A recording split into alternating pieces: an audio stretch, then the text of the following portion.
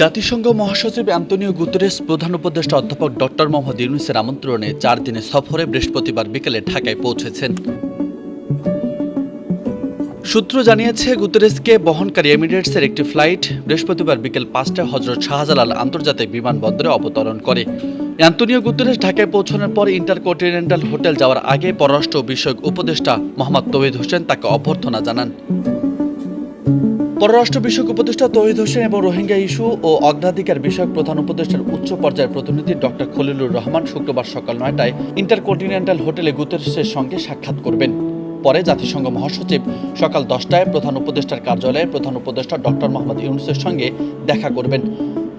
বৈঠকের পর গুতেরেস রোহিঙ্গা শিবির পরিদর্শনের জন্য বিমান বাংলাদেশ এয়ারলাইন্সের একটি বাণিজ্যিক ফ্লাইটে কক্সবাজার যাবেন। গুতেরেস কক্সবাজার বিমানবন্দরে পৌঁছানোর পর দুর্যোগ ব্যবস্থাপনা ও ত্রাণ উপদেষ্টা ফারুকী আজম তাকে স্বাগত জানাবেন। প্রধান উপদেষ্টা অধ্যাপক ডক্টর ইউনূস দিনের শেষে গুতেরেসের সঙ্গে কক্সবাজারের প্রায় 1 লাখ রোহিঙ্গার সাথে ইফতারে যোগ দেবেন।